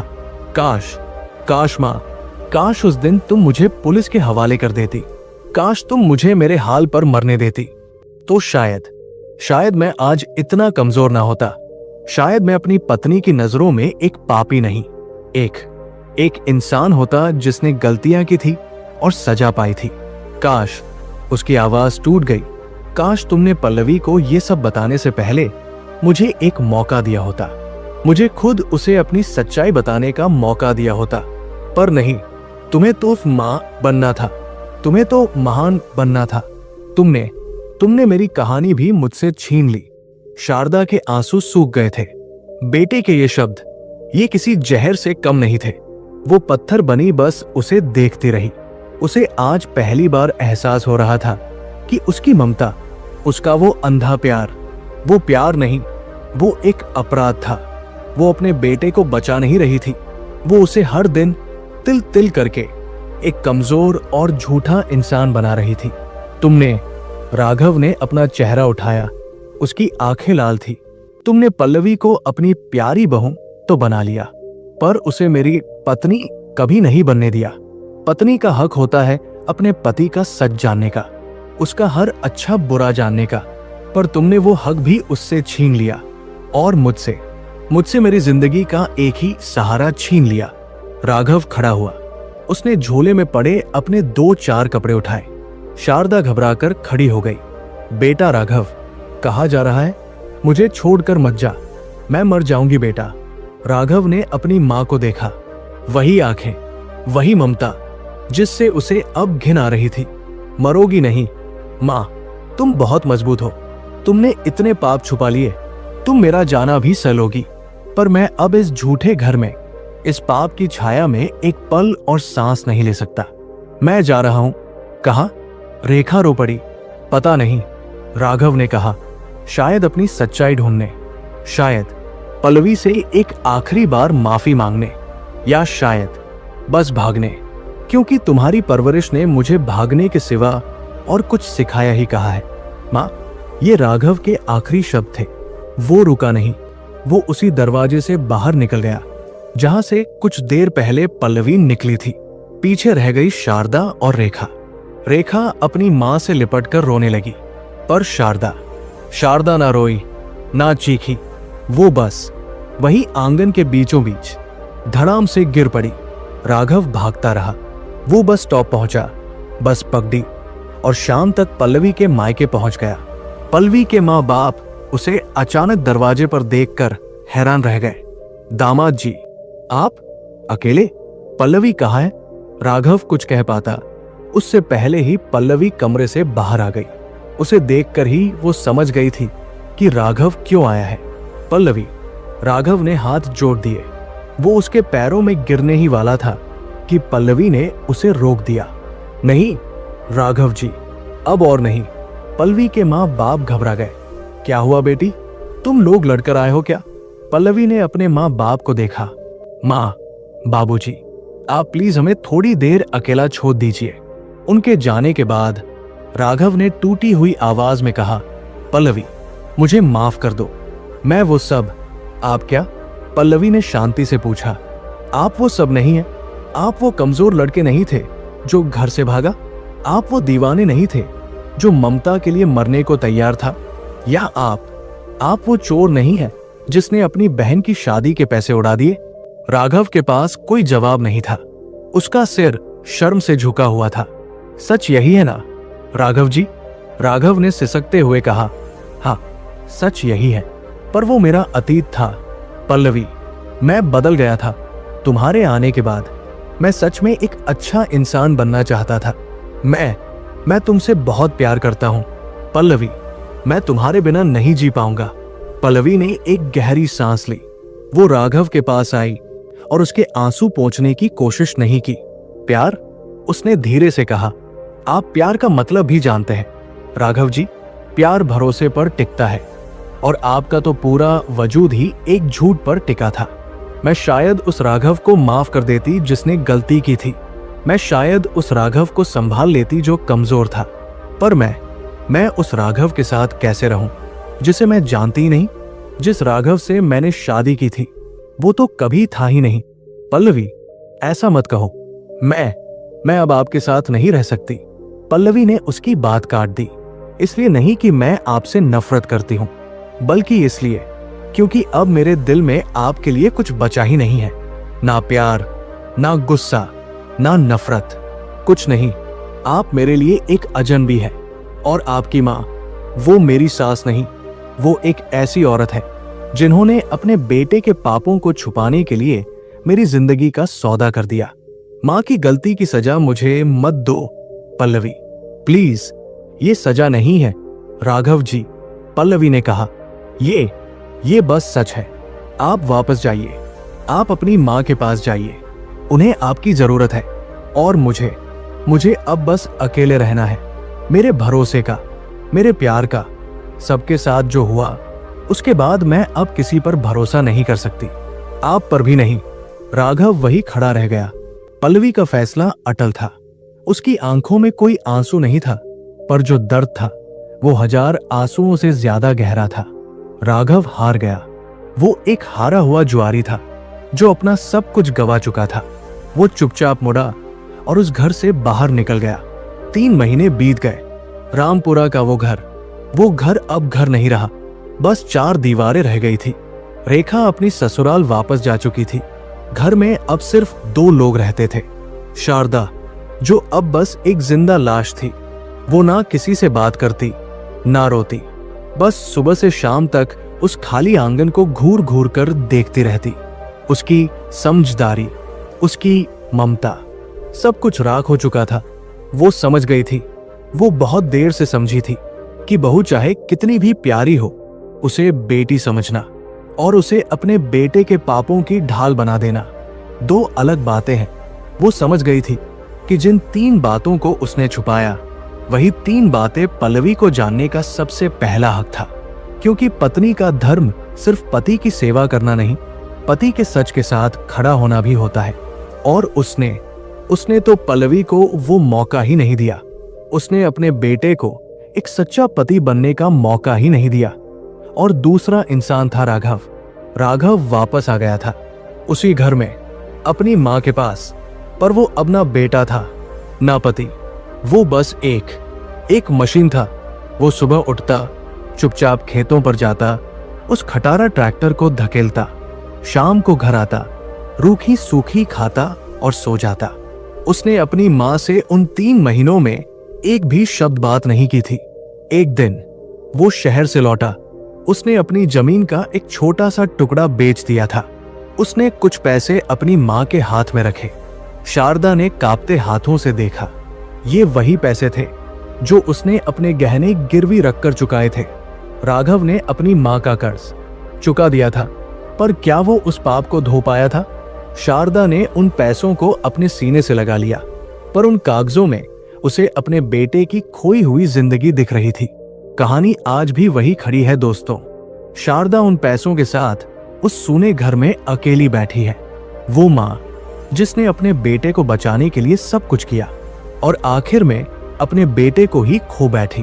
और राघव आज फिर से उस गांव के बस स्टॉप पर खड़ा है।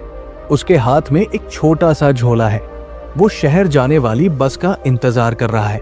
लेकिन आज वो क्यों जा रहा है? क्या वो पल्लवी को एक आखिरी बार मनाने जा रहा है? क्या वो एक नई जिंदगी शुरू करने जा रहा है? एक ऐसी जिंदगी जो शायद इस बार सच पर आधारित हो? या वो एक बार फिर अपनी जिम्मेदारियों से, अपनी हारी हुई जिंदगी से, अपनी अकेली माँ से दूर भाग रहा है? इसका जवाब शायद किसी के पास नहीं है। दोस्तों, ये कहानी आपको कैसी लगी? इस कहानी ने आपके दिल को छुआ या नहीं? शारदा ने जो किया, क्या वो एक माँ का प्यार था या अपने बेटे के पापों पर पर्दा डालने की एक साजिश? क्या पल्लवी का फैसला सही था? और सबसे बड़ा सवाल, क्या राघव को एक और मौका मिलना चाहिए? आपकी इस बारे में क्या राय है? नीचे कमेंट बॉक्स में हमें जरूर बताइएगा। आपकी बातें, आपके विचार हमारे लिए बहुत मायने रखते हैं। अगर ये कहानी आपके दिल तक पहुंची हो तो इस वीडियो को एक लाइक जरूर दीजिएगा और इसे अपने दोस्तों और परिवार के साथ शेयर करना मत भूलिएगा। क्या पता ये कहानी किसी की जिंदगी को, किसी के घर को टूटने से बचा ले। और हाँ, अगर आप ऐसी दिल को छू लेने वाली, जिंदगी की सच्चाई बताती कहानियां और सुनना चाहते हैं तो हमारे सब्सक्राइब करना बिल्कुल मत भूलिएगा। घंटी को भी दबा दीजिएगा ताकि हमारी अगली कहानी सीधी आपके दिल तक पहुंच सके। धन्यवाद।